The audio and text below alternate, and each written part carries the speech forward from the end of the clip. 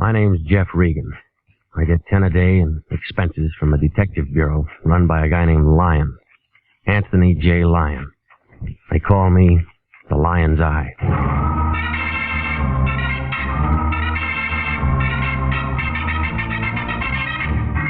With Jack Webb as Jeff Regan, Investigator, stand by for hard-boiled action and mystery and thrilling adventure in tonight's story of The Man Who Came Back.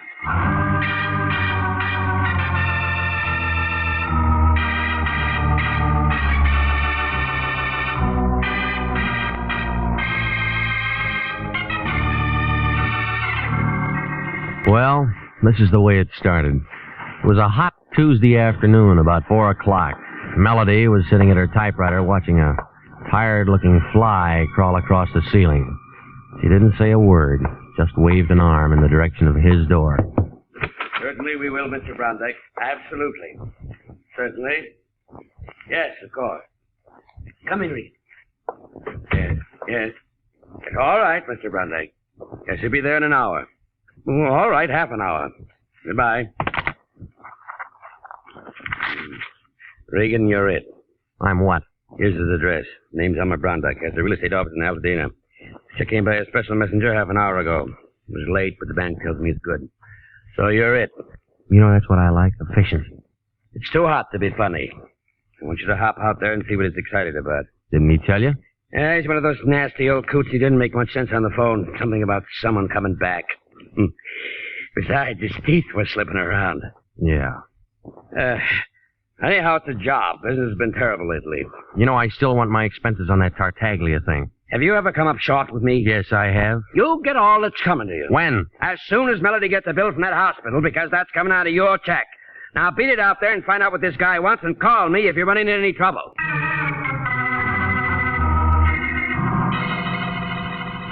Brondike Manor was a brown-white cottage on the edge of 10 acres of dusty land in back of Foothill Drive. There was a big sign right in front of it telling you how easy it is to own your own land and have your own home on Brondike Estates. Well, I parked across the highway, and it was just about then that a big, heavy-set man wearing a dirty white Panama hat and a suit that didn't fit him around the stomach crawled out of a 36 Ford sedan, jammed a cigar in his mouth, and came over to my car. He had hair in his ears. Yeah, hot afternoon, ain't it? Yes, sir, sure is hot. Sure is a hot afternoon. Yeah, it is if you spend it sitting in a car pulling on a bottle. Smell it, huh? A mile away. Just trying to beat the heat. Okay, you've been parked in a car beating the heat. Yeah, you win. Ain't much good trying to look like a guy who wants to buy a house.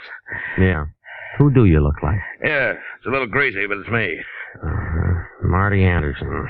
Confidential investigation. Guess I ought to have new ones printed up, huh? All right, you're a sleuth. How's business, Marty? Bunk. Too bad. You going in to see old man Brondike? Your nose is getting sunburned, Marty. I was just going to go in and see him myself when I spot you pull up. Recognize you from pictures in the paper last week on that Tartaglia thing. I figured maybe you and me ought to talk. Yeah. Hey, you make it tough for a guy, Regan. We're in the same racket. What you going to see him about? You said you were going in to see him. Well, I kind of changed my mind when I seen you. This is where I came in. Ah, you're a tough guy, Regan. You're a real tough guy, and a lot of people know it. But Marty Anderson's betting you're a dumb guy, too. A real dumb guy. Mm-hmm. See you around, Marty. I'm an old conk, huh? A fat old slob who couldn't get a trick as a housekeeper or a tail in a punk. Is that it? Oh, well, you don't get too close. That's a real bad label you got a hold of. Okay, Regan, okay. You're young and tough, but you just keep my card, wise guy. You'll want to see me.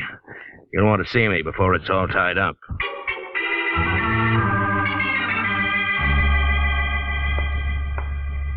Mr. Brondike, please. Elmer Brondike. He's expecting me. Your name, please? Regan. Mr. Regan. R-E-G-A? No. You don't have to write it down, lady. And your business? Private. Well, I'm afraid I'll have to know a little more than that, Mr. Regan. Is it always this hot in here? Yes, and I'm sick and tired. Look, just flip your switch and tell him I'm here, will you? He sent for me.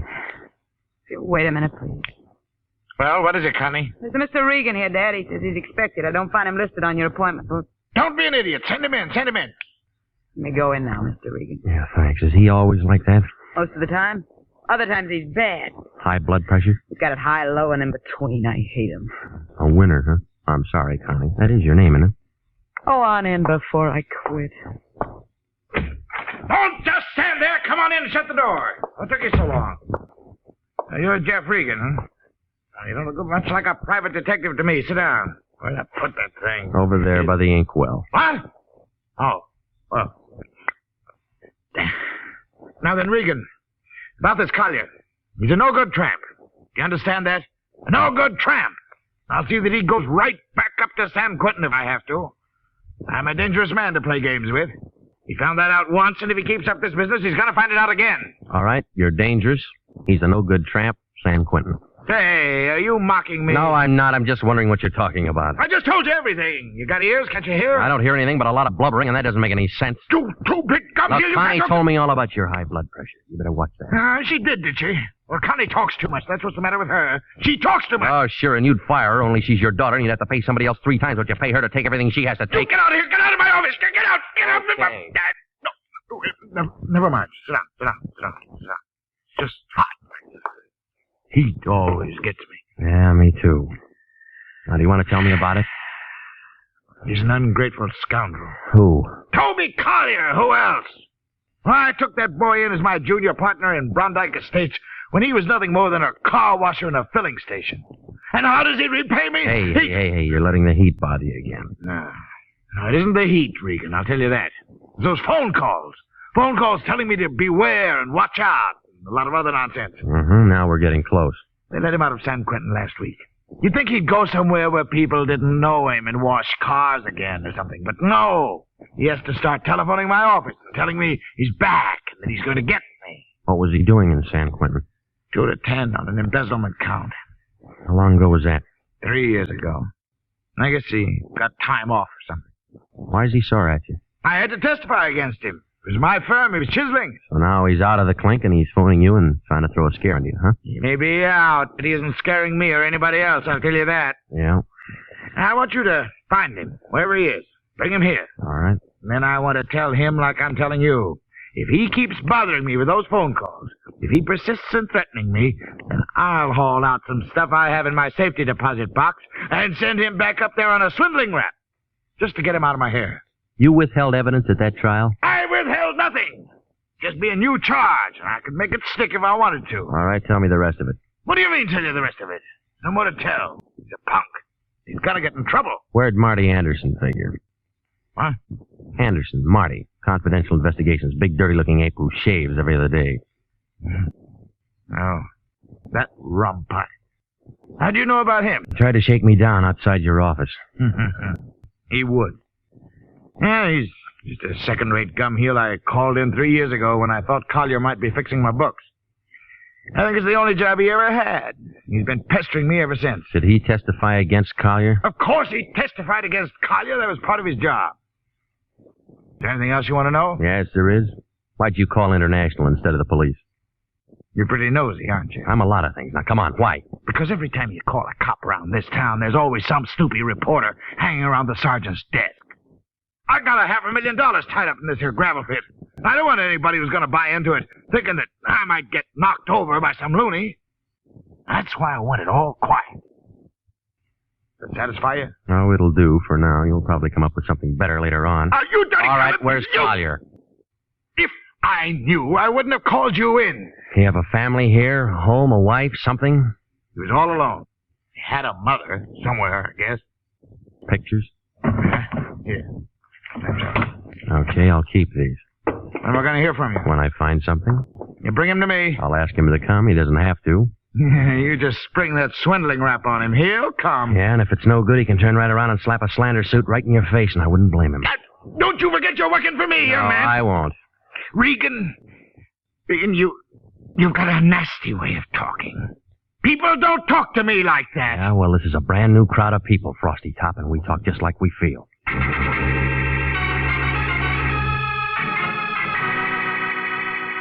Down at the city hall, they didn't have anything on Toby Collier, except that he'd been released from San Quentin August 10th. From there, I went to the parole board office, but it was closed by that time. So I did the next best thing, and I sent a wire to the officer in charge of parole prisoners, San Quentin, asking for Collier's address. Then I dropped into the Times office, and I looked up the story of the trial. It was a page 3 item for 2 days, a second section filler for a week. After that, nothing. There were no pictures. But it did give the name of Collier's lawyer, a man named Alan Nordale. The phone book gave him an address over on Kingsley. That you, Millie? Hold on just a minute. I was just trying to get my dinner over before you... Who are you? Mr. Nordale? Mm-hmm. Well, my name's Regan. I'm a private investigator. I'm trying to locate a former client of yours, a man named Toby Collier. Well, come in. I was expecting Millie, but come in. Thank you. I always fix my own dinner, poached egg and half. I have ulcers. Name's Regan? Yeah. You want an egg? No, thanks. You mind if I finish? No, go ahead. Thank you. What's what with Toby Collier?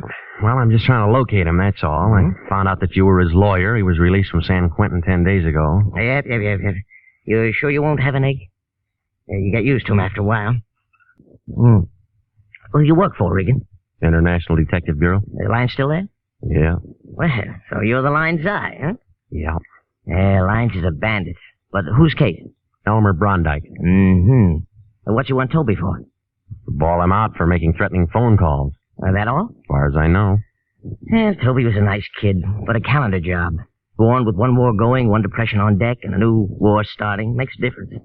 The calendar got him. And he wound up in San Quentin. Well, everything was against him at the trial, too. He was pretty mad at old man Brondike and that private dick, and me and everyone else before it was all over. I tried to talk to him. From what Brondike tells me, he's still mad. Yeah, I did all I could, but he didn't have a chance. He tried to lift a lousy couple $1,000, and they caught him. Well, he's out now. You handle his parole? No. You know who did? No. You don't know where he is in town? No. Brondike said he had a mother. No. Okay. I'll leave you to Millie. Yeah. If we play records, Millie used to be a violinist. Sorry I'm no help. Regan, if you find Toby, I'd like to see him. Why? Oh, I don't know. Maybe I just want to see what 3 years in the pen does to a man like that. Yeah, I'll bet you do.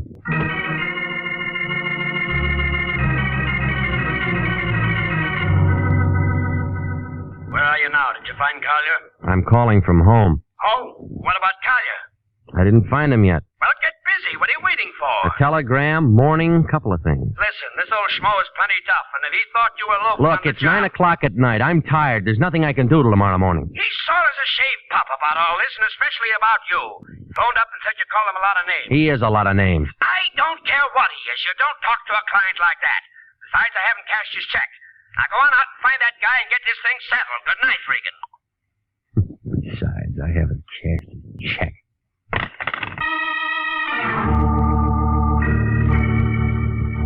Well, I just set down the phone and started at the door when it happened.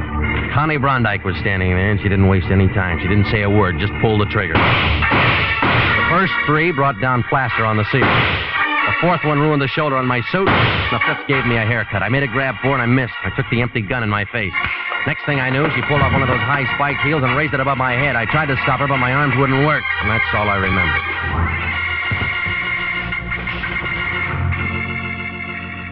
You are listening to the story of the man who came back. Tonight's adventure with Jeff Regan, Investigator.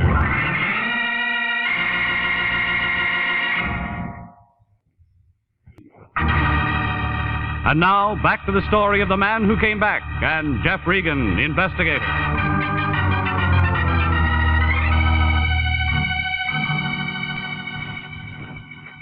Oh, yeah. Connie had done a real good job. 6 to 5, I'd never get there before it stopped ringing. Oh. All right. Hello? Regan, is that you? Yeah, What's the matter? Did I get you up? something like that. This is Marty Anderson. You wash your face yet? Still feeling tough, huh? I thought maybe we could talk now. Yeah. What made you think that? You're looking for Collier, ain't you? I know where he is. Yeah? Want to talk? Where? My place, on my card. Half an hour. I'll wait for you, tough guy. Bring some money. This is going to cost you. Everything's gonna cost me. Bring some money.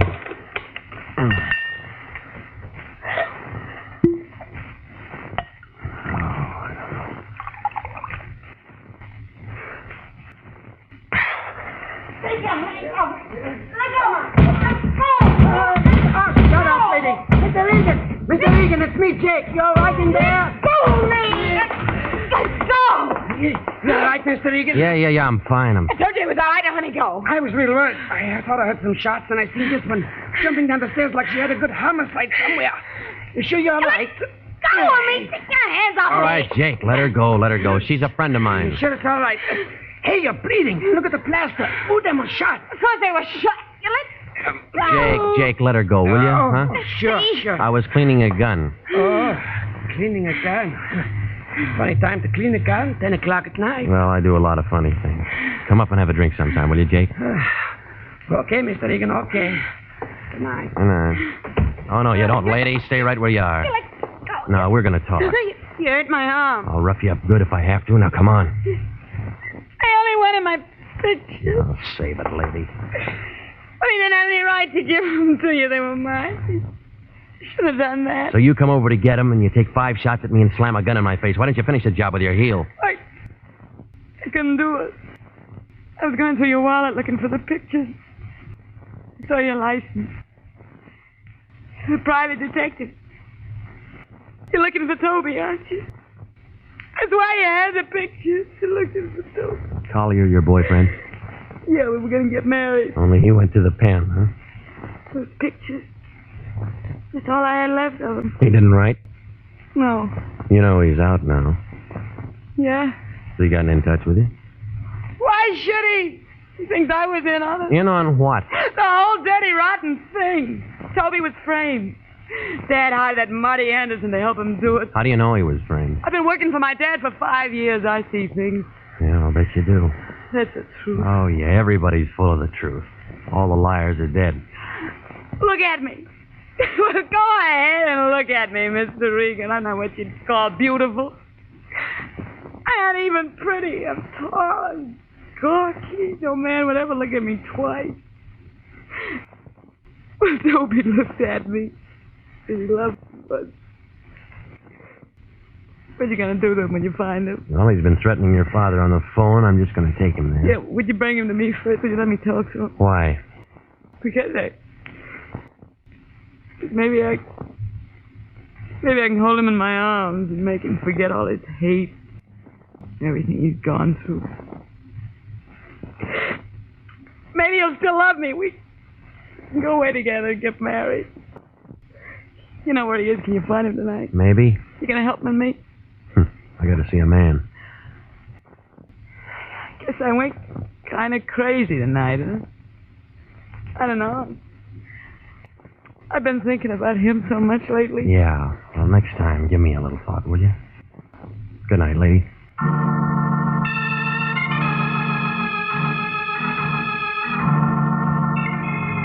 Well, Marty Anderson's office was a dirty room hanging over a shoe repair shop on Sunset near Alvarado. You could tell it belonged to him. The glass on the door hadn't been washed for 10 years. He didn't answer when I knocked, so I tried my keys on the door. The third one worked. Inside, it smelled like a pile of wet gunny sacks. The only light was kind of a sick green from a neon sign going on and off outside the window. There was an old army cot in one corner, and right in front of the window, a big black roll-top desk and a cracked leather chair.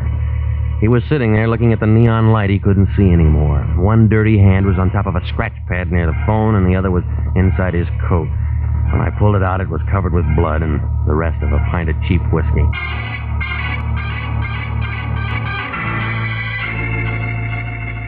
I found a .38 cartridge case on the floor. He didn't have anything in his pockets except some keys and a plug of chewing tobacco. There wasn't anything in the desk drawers either.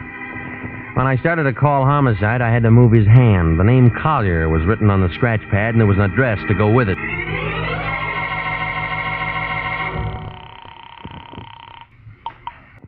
Police Department, 24. Extension 2521, please.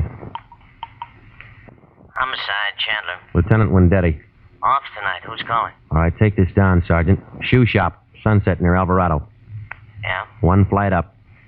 Yeah? Office. Belongs to a private detective named Marty Anderson. Yeah? Got all that? Yeah. He's dead. What? Hey, who is...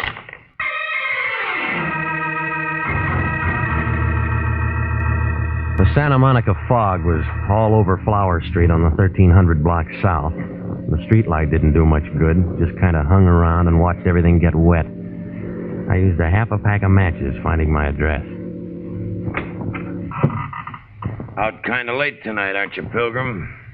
What'll it be? Toby Collier here? He was here. All right, I'll wait. He ain't gonna be here no more. You a friend of his? Never met the guy.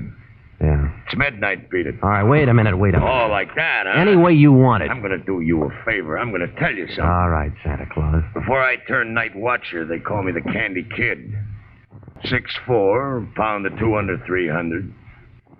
It'd be assault with a deadly weapon if I slapped you in the mush, but you're tempting me. Now, beat it. All right, wait a minute. Being a night watcher ain't slowed me down, though. All right, now maybe this will. I just came from Marty Anderson's. So what? He's dead.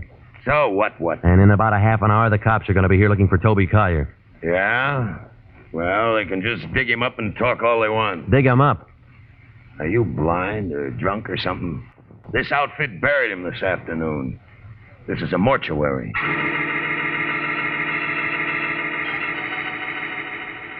Well, when I got home, she wasn't there, but a telegram was there.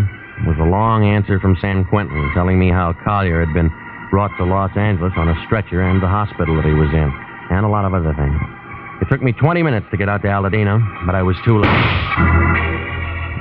Well, her aim was a lot better this time. By the time I got through the door, the old man had dropped his gun and was kind of hanging onto a piece of drapery by the window. Got it. They'll get you for this. They'll get...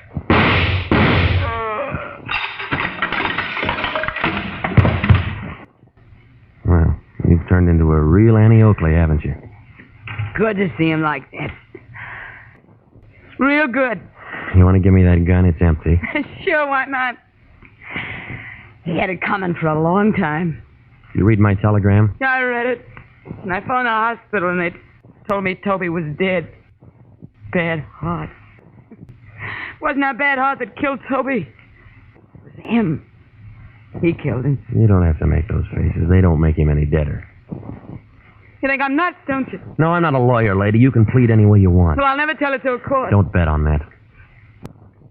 You aren't such a bad guy. I'll tell it to you. All of it?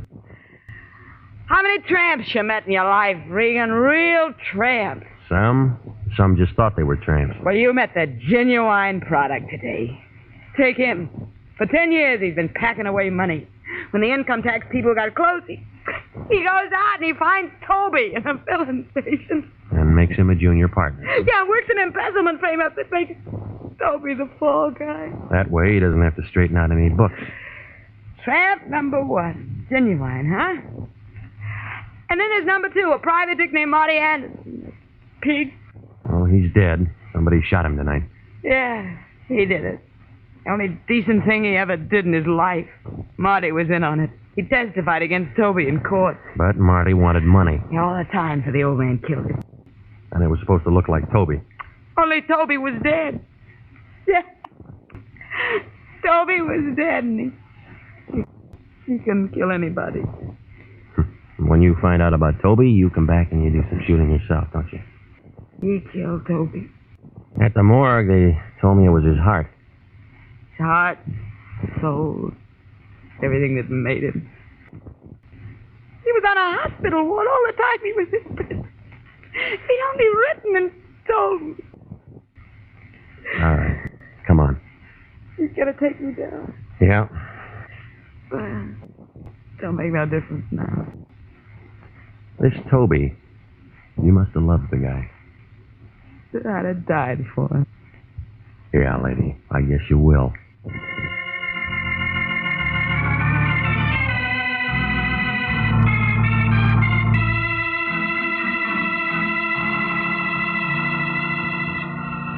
Well, that's the way it came out. Brondike killed Marty Anderson because Marty was trying to sell me what he knew about Collier's trial. Oh, Marty was a lousy private detective making those phone calls and trying to make Brondike think it was Collier. Well, the lion was mad because I phoned homicide and then ran away. He said it'd give the agency a bad name. And then he began talking the way he does. Funny thing about all this, Regan, those two going for each other. Yeah. She was nothing to look at. Him, He was a smart guy. He wound up in prison, didn't he? Yeah, but he was a smart guy. He was just framed. Not many smart guys get framed. What do you mean? I mean, Collier sold out to Brondike, and then he made the frame deal. How do you know? Collier left a will. You think they'd have made a go of it? I mean, gotten married or something if all this hadn't happened? Nope. Why not? She went for him and he went for her. Say, he didn't serve much time on a 2 to 10 rap. He must have had a smart lawyer. No, you mean doctor. What? He had a heart condition. He was dying. And they paroled him? They let him out to die. Well, they do things like that? Sometimes. No wonder he didn't write that dame. Yeah, what do you know about that? Nothing. You work on it. I'm tired. Good night.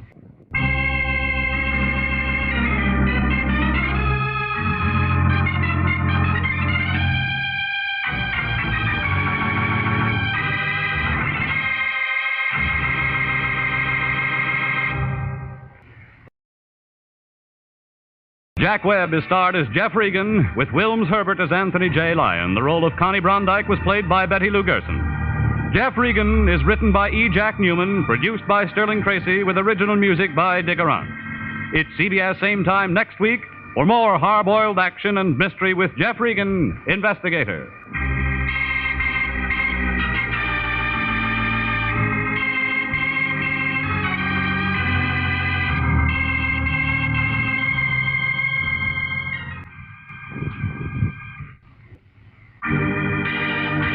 This is CBS, the Columbia Broadcasting System.